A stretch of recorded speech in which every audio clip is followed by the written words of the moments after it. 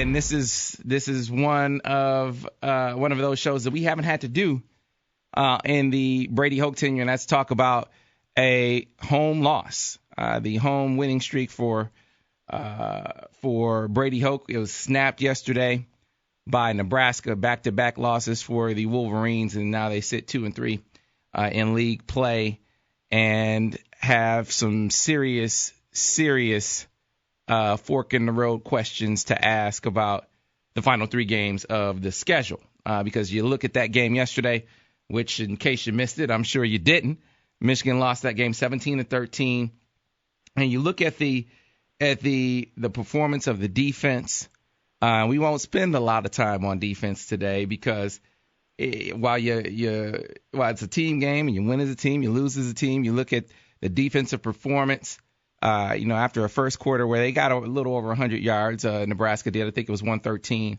They held Nebraska to 23 yards in the second quarter, 25 yards in the third quarter, turned them away on some 3-and-outs in there along the way. The special teams made some plays for you.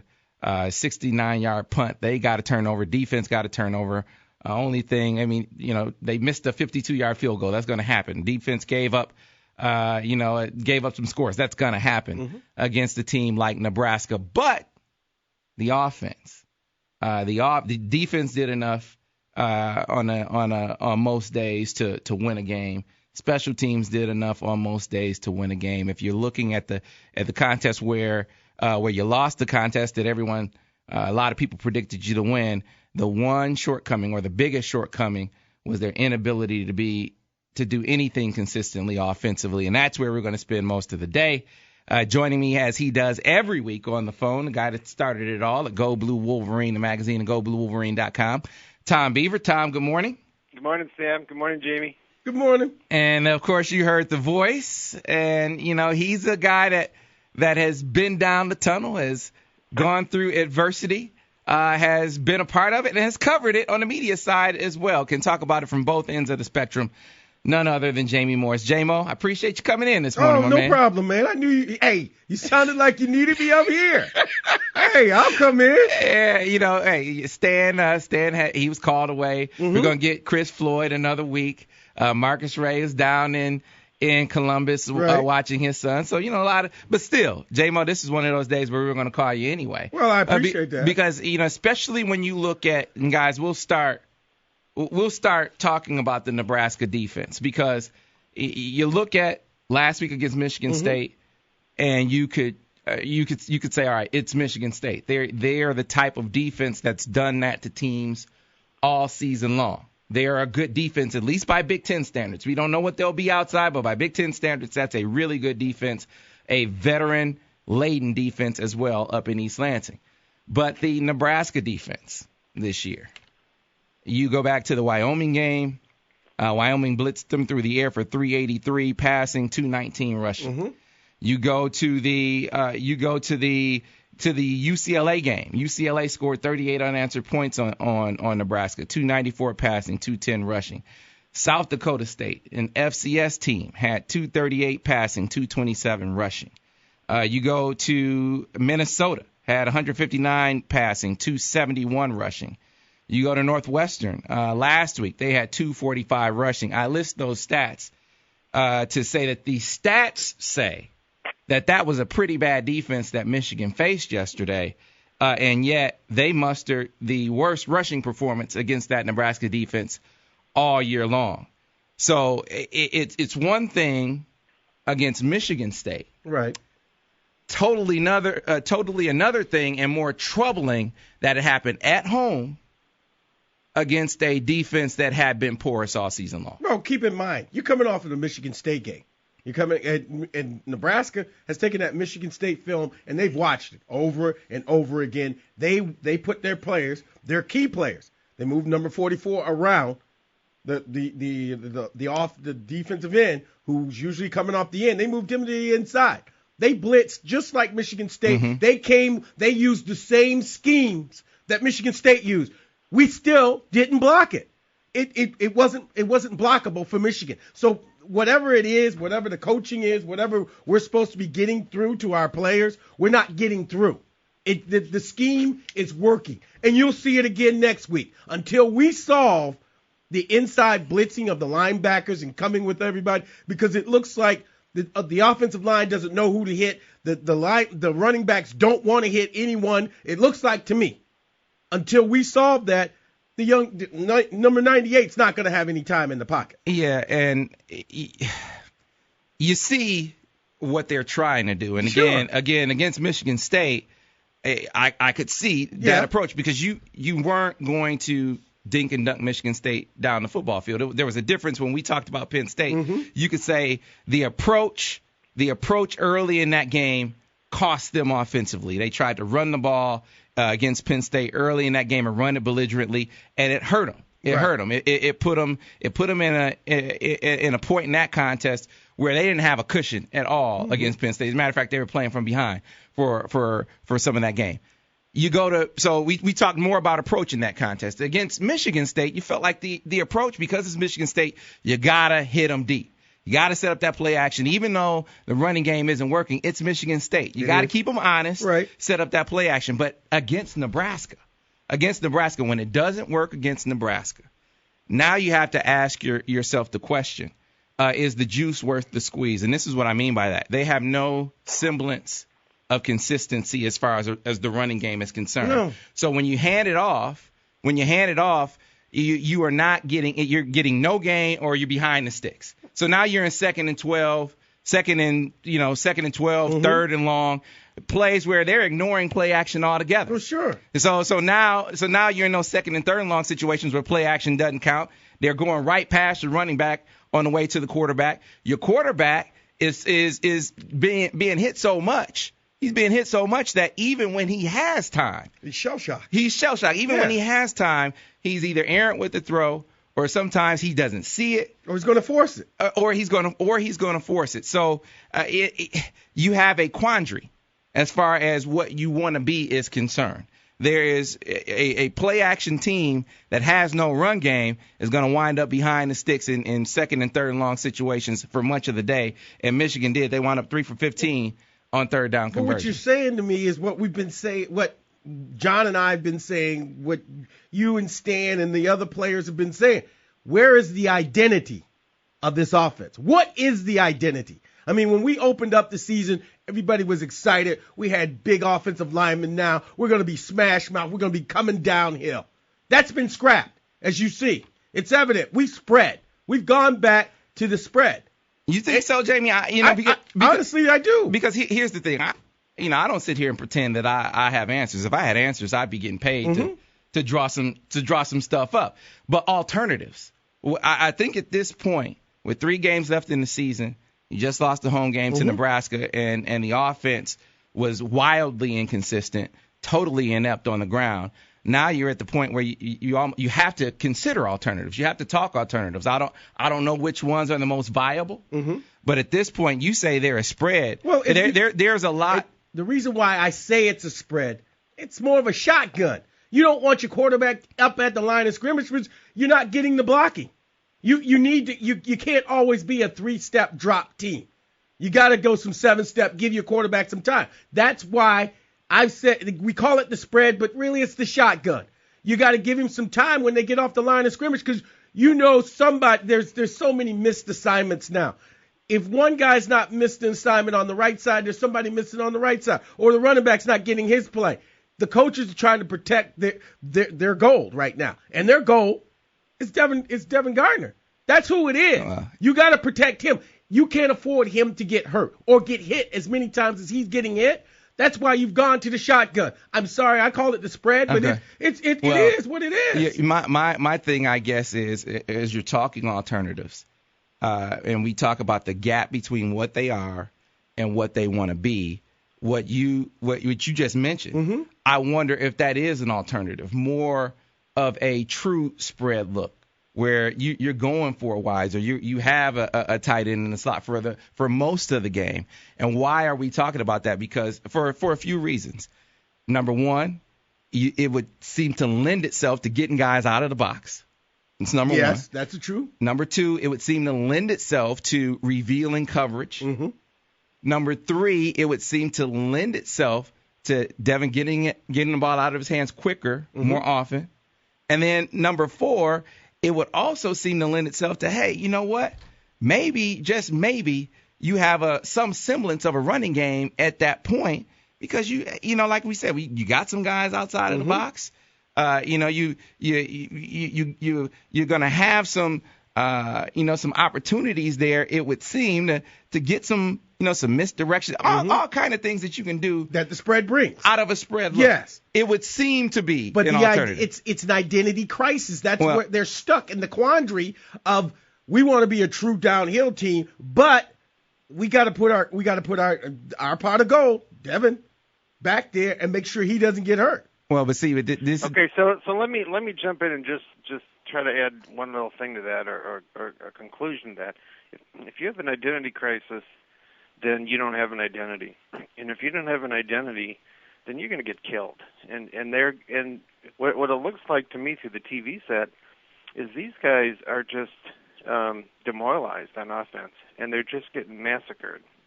So the identity crisis is the worst. I mean, it's like Sam says, if you're a downhill and play action team that can't run the ball, then you got millions of people that see that every week, and it seems to be getting worse. So you're just getting killed on offense, and yet with 13 minutes to go in the game, the score is 10-10. Michigan takes the ball on their 25, and on 3 first downs they run it every time. 0 gain, 1 yard, 3 yards, and they kick a field goal and hope they're going to win. But so the identity crisis is the issue, right? No, there's no doubt. No, there's no doubt. Hey, I played on a 6-6 team, and we changed offense every other week till we found that the wishbone was the thing to do. We ran the wishbone those last 4 games. Yeah. And you can watch them. You can go back to that the 84 season. We went to the wishbone, and we ran the wishbone. Reason why? I want my players to be tough. That's what he said. I'm talking about Bo Schembechler. We're gonna show them any team that came in to play us. You better bring your lunchbox. Yeah. So an identity crisis, what it looks like then is you have this exceptionally soft offensive team out there that's just getting massacred. That's what it looks like. Oh, and the kids have to feel that. I mean, it's just got to feel so demoralizing to those kids.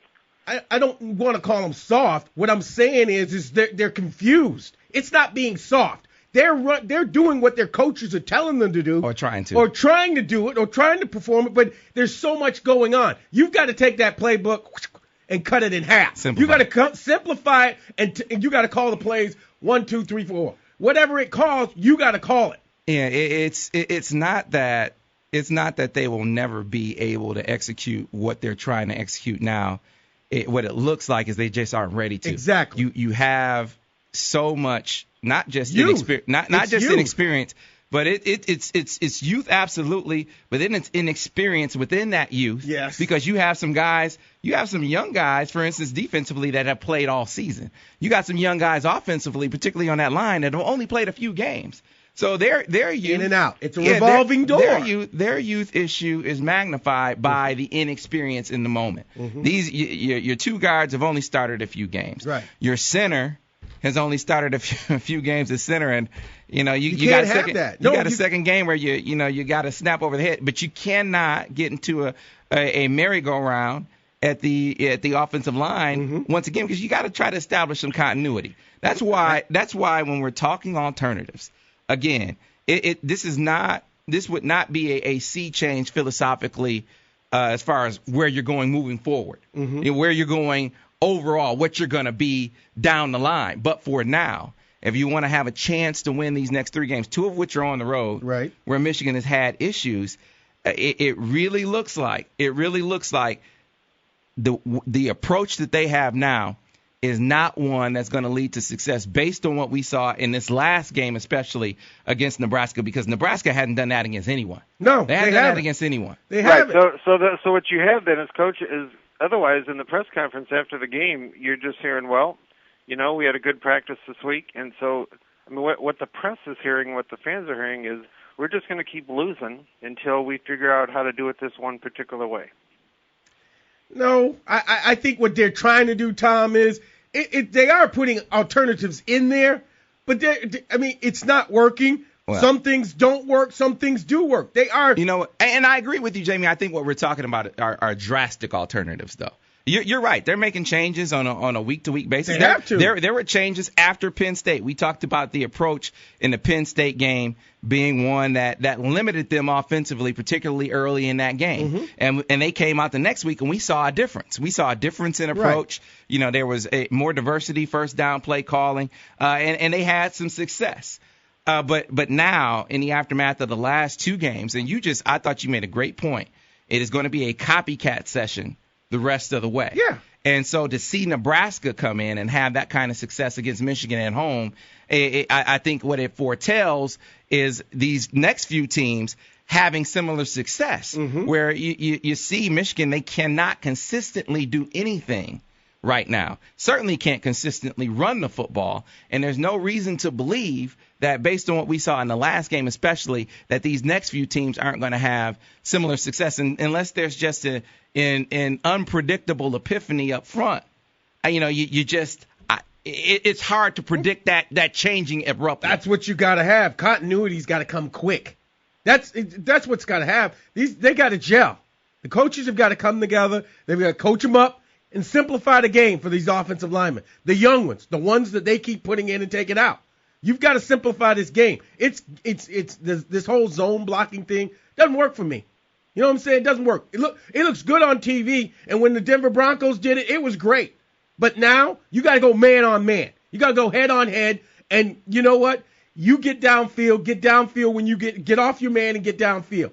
Backs will make them. Hey, it's the back's job to figure out where the hole is. They can tell you it's going to be right here, but it could be further out or it could be further inside. Read the butt of your offensive lineman.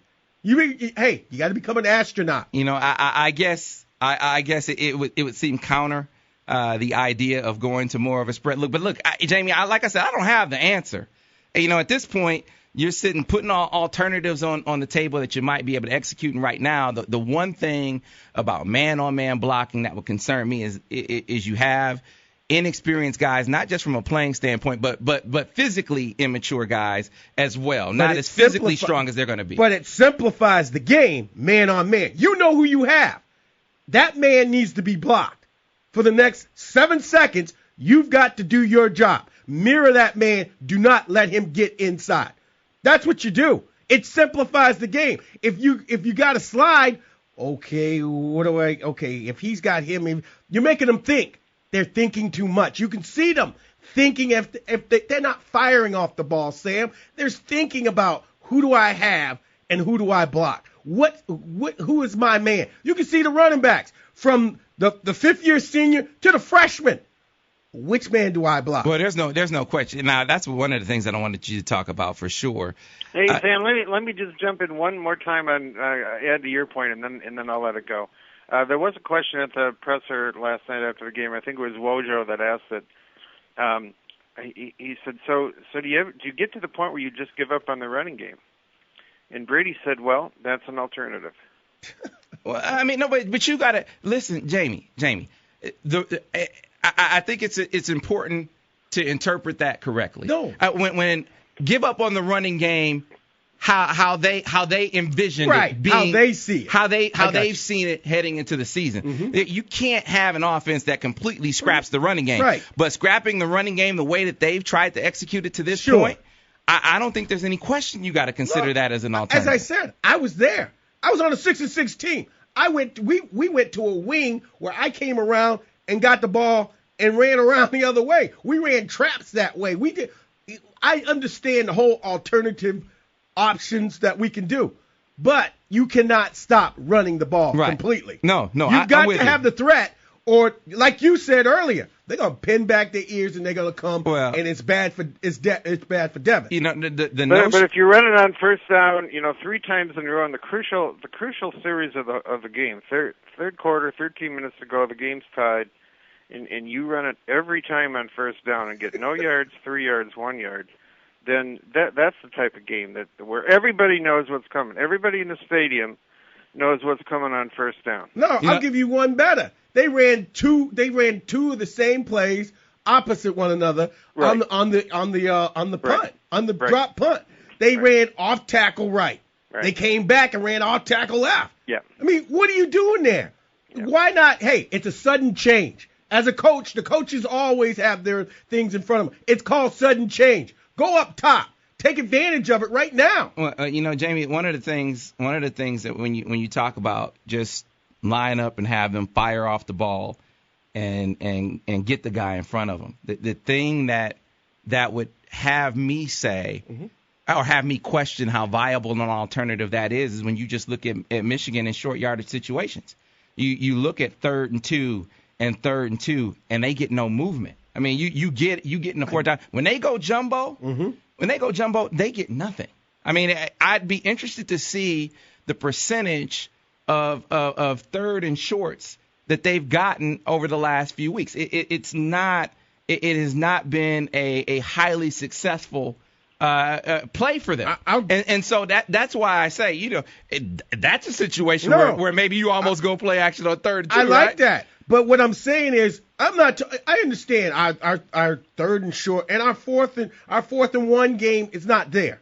Understand that. It seems like we get out muscle up front when it comes to short yardage plays. Yes, that's when you go up in there and you fake it up in there and you go over the top. I'm talking on the field, 1st and 10, second and 5. You get up there. You got to see a 2nd and 5. You got to see 2nd and 5. 2nd and 8 then. I'll give you that. 2nd and 8 is great. Exactly. But you put your guys in there. Hey, it's not rocket science. It's real easy. You put your man on your man, and you want to test that defense. Hey, give me good splits. You give me good splits. Bo Schembechler was known for splits. We just want to see how far we can stretch their tackles out. And we went with splits. If they came down, we came back down a little bit. But you know what? We find out how much we can split them. That shows the back. Hey, there's a hole there. You want to put that fullback in, bring him across. Hey, that shows him. You want to check out what the defense is going to do to you. Well, that's why, Jamie. That's why I keep coming back to in my not answer because I don't have answers. No, we don't. But alternatives. When you talk about splitting wider, I'm talking about getting wider all the way across the field. Get some guys out of the box. Limit the reading, the progression reading. I mean, you're reading probably half the field. Right. You're getting the ball out of his hands a lot quicker. Three-step drops. And you are exposing him to the longer developing pass plays. And now, and consider this for a second. I got this stat from Greg Dooley from Invictors. Michigan, number 123 out of 123.